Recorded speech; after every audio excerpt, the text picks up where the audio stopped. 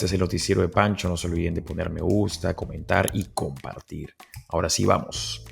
Caviares nacionales e internacionales están preocupados por una ley que regula las ONGs. Por supuesto, han salido a quejarse porque de ahí viene la plata, pues de ahí viven esos caviares. El proyecto plantea la creación de una intendencia adscrita a la SUNAT para que se transparenten los recursos. Además, se incorpora la figura de organizaciones o entidades que realizan activismo político y deben declararlo. Ante esto, el día de ayer, una serie de embajadas de países han mostrado su preocupación porque esto atenta contra la democracia. Dicen lo siguiente: las democracias son más inclusivas, equitativas, estables y prósperas cuando la sociedad civil está plenamente empoderada para proteger y responder a las necesidades de los ciudadanos. ¿Se dan cuenta cómo es que se apropian de palabras para tratar de limpiarse y que la gente se enfoque más en el discurso y menos en los hechos? El que no la debe, no la teme. ¿Por qué temen estos caviares internacionales y los nacionales que se transparente más? Eso es lo único que se quiere hacer. Además, el Perú tiene soberanía. ¿Por qué estamos escuchando lo que dicen estos países? La APCI, que es la Asociación Peruana de Cooperación Internacional, estará en la obligación de hacer un registro actualizado de todas las organizaciones y entidades que hagan activismo político. Porque dicho sea de paso, registradas hay un puñado nomás de ONGs. En la práctica hay un montón de organizaciones que ni siquiera aparecen en registros públicos. Para aquellas organizaciones que hagan activismo político con los fondos que reciban del exterior, se entiende como activismo político, según el texto aprobado, a aquel que busca modificar las políticas públicas nacionales o resultados electorales en favor de los intereses de entidades extranjeras privadas. La finalidad de esta ley es establecer la obligatoriedad de los registros, las presentaciones de los planes operativos y las declaraciones anuales de las entidades y o organismos receptores de cooperación internacional. ¿Por qué estaría mal esto? ¿Por qué le temen a la transparencia? Y luego hay un tweet de Juliana Cacha que justamente comenta, dice: adelanto, para los que piensan que los países que están preocupados por la regulación de las ONGs son desinteresados, aquí pueden ver cómo la Agencia de Cooperación de Alemania le dio $2 millones a CEPLAN para que siga adhiriendo al Perú a la Agenda 2030.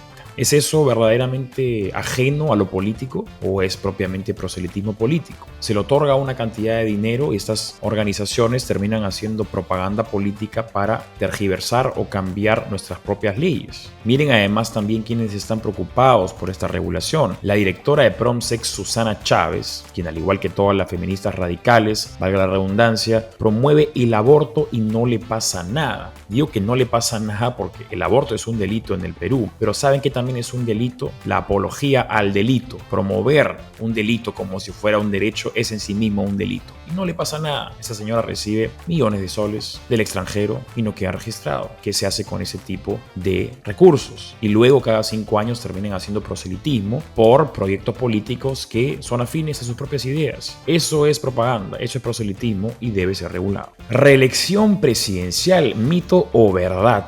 El ministro de Educación, el señor Quero, anunció que iba a haber una reflexión acerca de la reelección. Dijo que como ya se ha permitido la reelección de alcaldes, de gobernadores y de congresistas, también era prudente hacer una reflexión acerca de la reelección presidencial. Esto no quiere decir que Dina Boluarte esté pensando en reelegirse, a pesar de que es lo que se está diciendo, no se quiere mantener en el poder, Dina asesina. Pero no es el caso, no es así. Si postulara a las próximas elecciones en el año 2026, probablemente sacaría menos o igual de votos que Julio Guzmán y el Partido Morado. Pero igual sí es tal vez importante hacer una reflexión acerca de la reelección presidencial. Y aquí viene el tema. El problema está en que los peruanos siempre se han opuesto a la reelección porque presumen que todos los políticos son inherentemente malos. No quieren a ninguno. Entonces, ¿qué cosa quieren? Anarquía, que no haya ningún solo político, que no haya gobierno, que no haya alcaldes, que no haya gobernadores, que no haya presidentes. No, pues así no es. Si no hay reelección, no hay un incentivo. Acá estoy hablando puntualmente acerca de los congresistas, los alcaldes y los gobernadores. Felizmente ya se deshizo esa estúpida ley vizcarrista y finalmente van a poder presentarse a la reelección. No es que se reeligen a sí mismos, sino que tienen que igual pasar por un proceso electoral.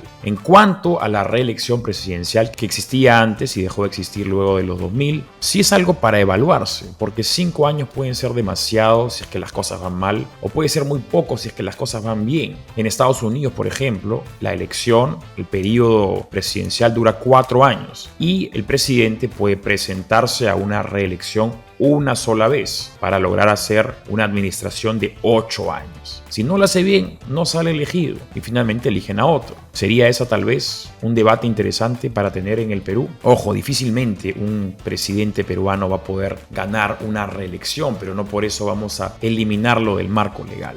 Adiós al delito de lesa humanidad, esa es una posibilidad. Se va a debatir en el Pleno una ley que limita los delitos de lesa humanidad. Por supuesto, los caviares están más que molestos. El propósito de esta ley es asegurar la observancia y protección del marco normativo y los principios constitucionales nacionales, en particular el principio de legalidad y el principio de irretroactividad en los casos de crímenes de lesa humanidad. ¿Qué significa eso? Vamos a poner un poco el contexto. En el año 98 se juntaron casi todos los países, al menos los importantes, en Roma y dijeron: vamos a establecer una serie de delitos, una serie de crímenes como terribles. Y vamos a darle permiso a la Corte Penal Internacional para que pueda participar judicialmente como última instancia o incluso sin permiso de los estados que sean parte de este convenio. Uno de estos crímenes que fue establecido en el año 98 es justamente el crimen de lesa humanidad. Para poner un poco en contexto también acerca de las cifras y por qué es que se está buscando promover este proyecto de ley. Se incluye en el proyecto de ley 3 cuadros con cifras sobre los procesados e investigados por este delito. Son 810. Personas con orden de captura son 64 y sentenciados, que son 31. Todos ellos militares que vienen siendo perseguidos por delitos de lesa humanidad.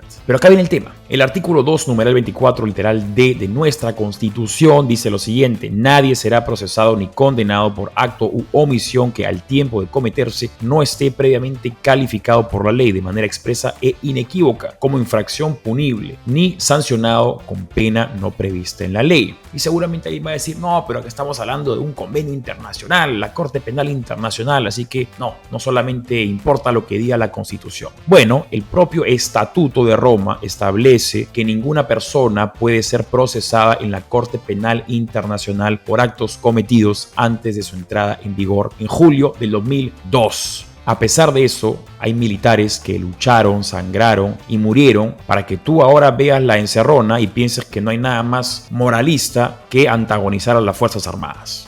Hablando de la encerrona justamente, por supuesto que Marcos Cifuentes salió a criticar este proyecto de ley, cómo es posible, y el ejemplo que da es bastante estúpido, por no decir gracioso. Lo que dice Cifuentes es que este proyecto de ley va a impedir que si hay un nazi viviendo en el Perú pueda ser enjuiciado por delitos de lesa humanidad. Vamos a ver el video. El dictamen aprobado dice que nadie será procesado, condenado ni sancionado por delitos de lesa humanidad o crímenes de guerra por hechos cometidos con anterioridad al 1 de julio del 2002. Esto es un disparate. Básicamente están diciendo que, por ejemplo, ¿no?, si se encontrasen a un nazi nonagenario clandestino en el Perú, no lo podrían capturar. Así de demente. Bien, la Segunda Guerra Mundial acabó en 1945. Los alemanes que lucharon en el ejército nazi nacieron antes de 1927. Eso quiere decir que en el año 45 ya tenían 18 años, o sea, personas que nacieron antes del 27, ¿ya? ¿Hasta ahí están? Muy bien. Eso quiere decir que si hubiera algún nazi escondido en el Perú, tendría por lo menos 97 años. O sea, Cifuentes está preocupado por un nazi de 100 años que pueda estar en el Perú encubierto y que lamentablemente este proyecto de ley podría impedir que pudiéramos enjuiciarlo por delitos de lesa humanidad. Evidentemente la prioridad de los caviares no es enjuiciar a nazis centenarios, sino poder perseguir a policías y militares como lo han venido haciendo. Tal vez los caviares no tienen la inteligencia suficiente o ellos mismos no se dan cuenta de lo que están haciendo. Pero esta es una estrategia de la izquierda internacional.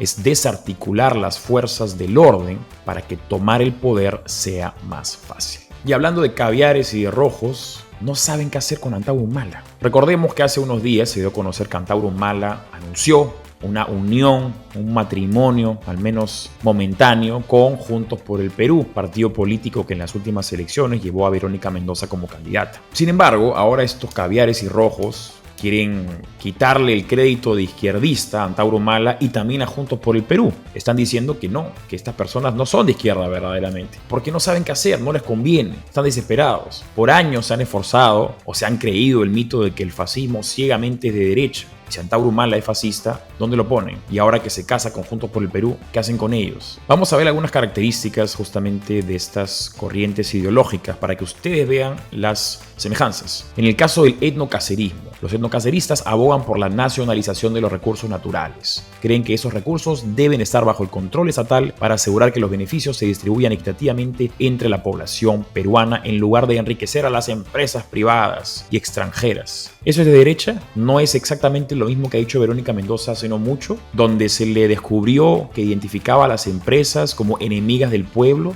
¿Ese es un discurso de derecha? Luego, equidad social. Esto incluye políticas de redistribución de riqueza y programas sociales que beneficien a las comunidades más desfavorables. O sea, aumento del gasto público. ¿Eso es izquierda o derecha? Reforma agraria. El etnocacerismo propone una reforma agraria que otorgue tierras a los campesinos indígenas, buscando corregir la histórica concentración de tierras en manos de unas pocas élites. O sea, una segunda reforma agraria a lo Velasco. Velasco era ultraderecha, era como Milei. Industria nacional. Se promueve el desarrollo y protección de la industria nacional mediante políticas proteccionistas que restrinjan las importaciones y apoyen las empresas locales. ¿Eso es liberal?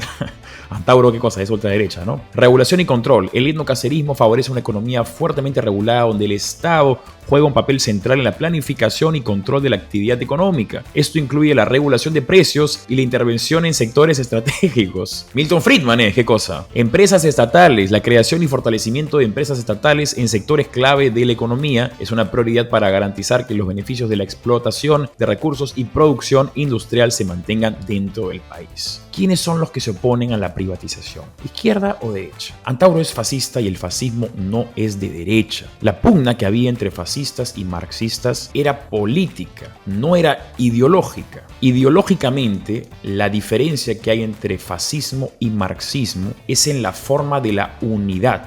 Los marxistas se enfocaban en la lucha de clases para unir a los proletarios contra los burgueses, pero no diferenciaban a los proletarios de un país o del otro, sino que buscaban unir a todos los proletarios, incluso del mundo. Y para poder lograrlo hay que otorgarle más poder a ese Estado benevolente, benefactor, que se va a hacer cargo de darle los derechos justos a los proletarios. Mientras que los fascistas priorizan el nacionalismo como instrumento de unidad e identidad. Esa es la principal diferencia. Económicamente, ambos tienen un Estado ampliamente controlador de la economía. A nivel económico, para ser un poco más puntual, el fascismo sí reconocía la propiedad privada, pero solamente sujeta a los intereses del Estado. O sea, te dejo que seas el titular de tu propia propiedad siempre y cuando me seas útil a mi Estado. Si no me eres útil, chao. ¿Es eso verdaderamente de derecha? ¿Es eso liberalismo? No saben qué hacer con Antauro Humala, no saben dónde ponerlo, porque la presencia de Antauro Humala rompe este mito de décadas donde se ha puesto al fascismo en la ultraderecha. De liberal, de individualista no tiene nada, es absolutamente colectivista y autoritario. Eso fue todo por hoy, no se olviden de poner me gusta, comentar, compartir y seguir. Nos vemos mañana. Chao.